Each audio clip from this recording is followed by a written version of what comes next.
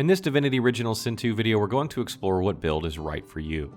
While we patiently wait for Divinity Fallen Heroes, which is due out sometime later this year, I thought it would be a good idea to sort of index the builds I have made and point players in the right direction if they're having trouble selecting one. The builds themselves are rather straightforward, but it isn't always easy picking the best for you or your party, regardless of whether you're new or a veteran player. In this guide, we'll cover just that. The first thing to establish when choosing a build is quite obvious, and that is whether or not you want to be a melee or ranged character. This is a decision you will make in just about any RPG, and it's one you're going to want to make during character creation, as it will be the basis of much of your build. Whether you enjoy playing a warrior, rogue, battle mage, ranger, or mage, there are a few things to know about melee and ranged builds. Not only will they help you decide which is right for you, but also how to play alongside these archetypes in combat. First, let's take a look at melee. Melee builds utilize weapons to deal close combat damage and generally have a much heavier focus on physical damage than magic damage. In combat, they will need to move to their target, which can sometimes be problematic, but they have the advantage of dealing very high damage with basic attacks.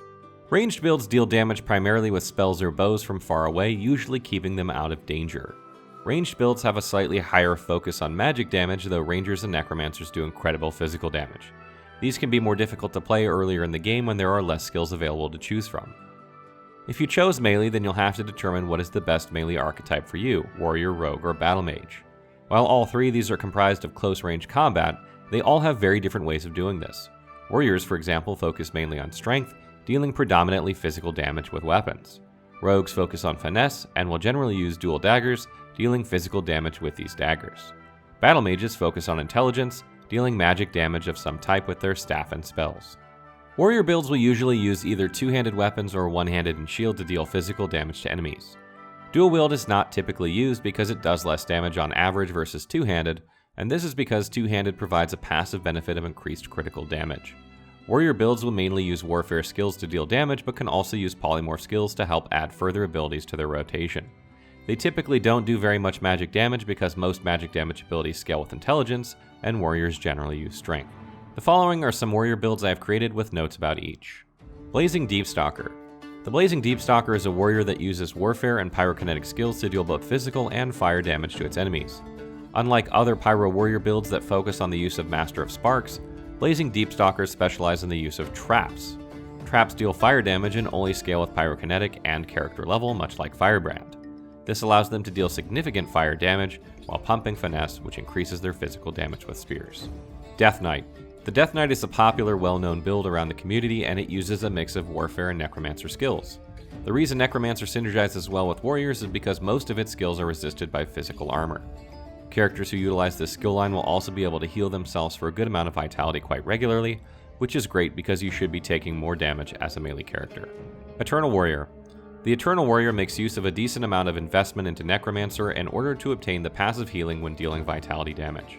When combined with Living Armor, the Eternal Warrior can replenish magic armor offensively, allowing them to maintain their position on the battlefield and keep on swinging without fear of being crowd controlled via magical attacks. Frost Paladin. The Frost Paladin is a durable warrior that buffs himself to unimaginable heights and then decimates his enemies with powerful physical attacks. Frost Paladins will utilize healing Hydrosophist skills as well as a few other frost spells to trap their enemies from moving before punishing them with warfare skills. Juggernaut.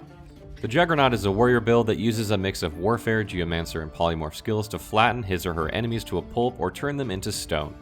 Juggernauts focus on pure strength, but deal a mix of physical and earth damage to all enemies. Warden. The Warden is a hybrid warrior ranger build that uses spears and bows to vanquish its enemies.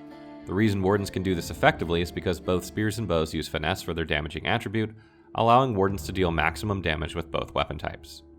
Rogues are essentially warriors that use daggers and finesse to deal damage to enemies.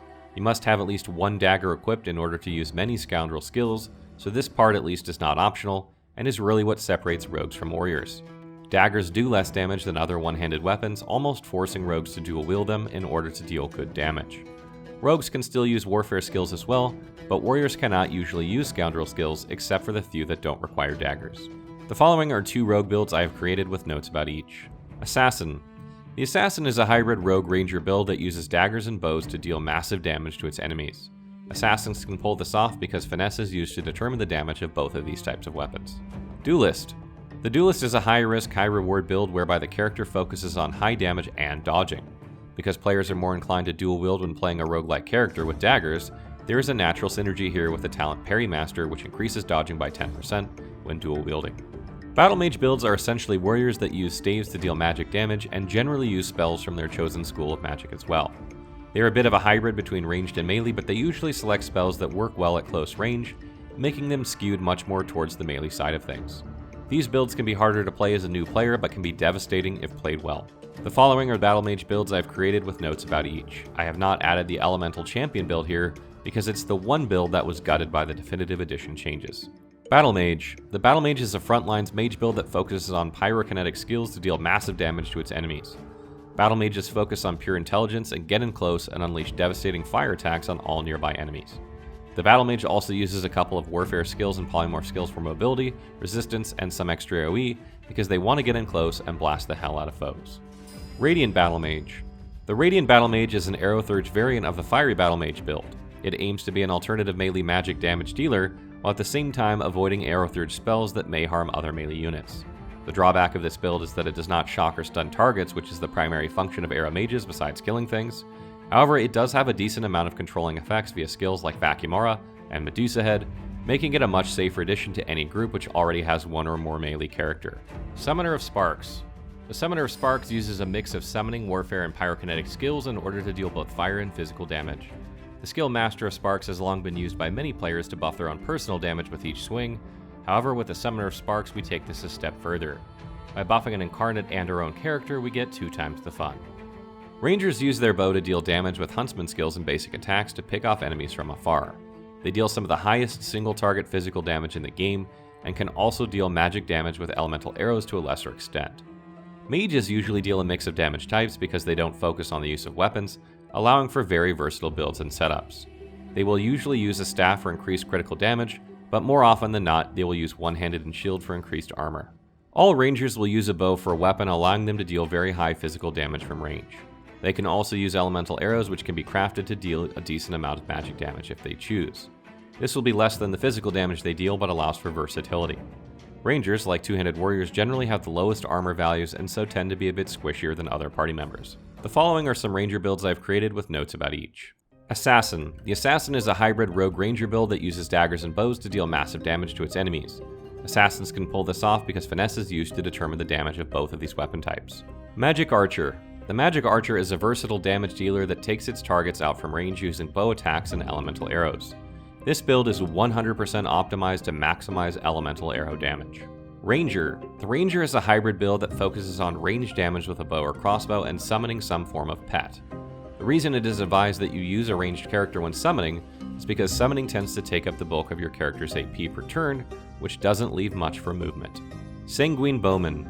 The Sanguine Bowman uses a mix of Huntsman and Necromancer skills in order to deal good damage to many targets, as well as give the character multiple ways to deal physical damage. The biggest weakness of Rangers and Necromancers is that they blow through their skills rapidly, leaving them gaps within their cooldowns. With the Sanguine Bowman, we not only rectify this by adding more skills to use, but we also add versatility to both of these builds. Venomous Sentry. The Venomous Sentry is a unique ranger. The general concept of the Venomous Sentry is to buff your poison damage through skills like Venom Coating, Elemental Arrowheads, and Siphon Poison, and then unload upon your enemies. The build does a mix of physical and poison damage because of the use of a bow, but focuses more heavily on the second one. Warden. The Warden is a hybrid warrior ranger build that uses spears and bows to vanquish its enemies. The reason Wardens can do this effectively is because both spears and bows use finesse for their damaging attribute, allowing Wardens to deal maximum damage with both weapon types. Mages deal magic damage or physical damage at range, rarely if ever using a weapon to attack. They will more often than not use a combination of 2 or more schools of magic, because since they don't use weapons, have an abundance of ability points. Since not all schools of magic work well together, this makes for a variety of combinations that outperform others. The following are some mage builds I've created with notes about each. Blood Mage.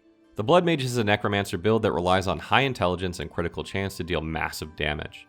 Unlike other mages, the Blood Mage deals physical damage much like a warrior or ranger. Crystalline Cleric. The Crystalline Cleric is a hybrid warrior mage build that leans a lot more to the mage side of things in the offensive department, only with the defensive capabilities of a warrior. The Crystalline Cleric does a mix of water and physical damage to its enemies and is especially deadly against undead, as a cleric would be. Druid. The Druid is a summoner who utilizes his Conjure Incarnate to the fullest by buffing him to extreme lengths that make the Incarnate very deadly. Druids also come equipped with many utility skills from many different skill lines, and this allows them to have a wide variety of spells for nearly every situation. Druids stack armor up high so they cannot be controlled, and they force enemies to deal with their incarnate or face the consequences. Elementalist. The Elementalist uses all forms of magic to destroy their enemies. Dumping only the minimum points into each magic skill line and the rest into Polymorph will grant you 1 extra attribute point for each rank. This allows you to drop it into Intelligence, which increases the damage of all intelligence-based skills by 5%, regardless of skill line. Glacial Guardian. The Glacial Guardian uses a mix of Hydrosophist and summoning skills in order to control the battlefield in which they are fighting. One of the problems that water mages can have is that they have to set chilled plus chilled or chilled plus wet in order to freeze enemies. And although several Hydrosophist skills hit with multiple projectiles preventing this issue, often they run out of skills to use. By adding summoning to a Titleist sort of build, not only does this obstacle get resolved, but totems summoned on water or ice will hit for water damage. Water damage makes targets wet if they have no magic armor, which will freeze chilled enemies or allow them to be frozen much more easily. Occult Flame Wielder. The Occult Flame Wielder is a mage build that utilizes both the Pyrokinetic and Necromancer skill lines to deal 2 types of damage, physical and fire. Most mage builds will be able to max out at least 2 schools of magic, and because they share a common attribute, intelligence, they lose very little effectiveness. Scourge Wizard. Because of the Torturer change, this build becomes extremely effective, especially in the earlier parts of the game. You can use skills like Ignition and Contamination at the very beginning in order to deal significant magic damage to enemies around you. On top of that, the AoE radius is quite large. These 2 skills both ignore friendly targets, and they both only cost 1 AP each. Storm Chaser. The Storm Chaser is an exceptionally high damage build that relies on air damage to stun its targets and dodging to avoid being struck by weapon attacks. Storm Chasers can also silence their enemies, making them have no choice but to attack with their weapons, which will then be dodged. Tectonic Sage. The Tectonic Sage is a pure mage build that focuses on Geomancer skills to disrupt the movement and positioning of enemies. By slowing, entangling, crippling, blinding, and petrifying the opposition, these mages ensure their party always has the upper hand. Earth and poison damage spells make up the better part of their repertoire, allowing them to deal significant damage because of the heavy focus on one skill line. Terramancer. The Terramancer is a mage build that utilizes the devastating AoEs of Geomancer to deal tons of earth damage, while also making use of Necromancer skills that hit for physical damage to individual targets. Sprinkle in a few Hydrosophist skills and you have a Terramancer. Titleist. The Titleist is a mage build that focuses on purely Hydrosophist skills to deal water damage, heal, and buff.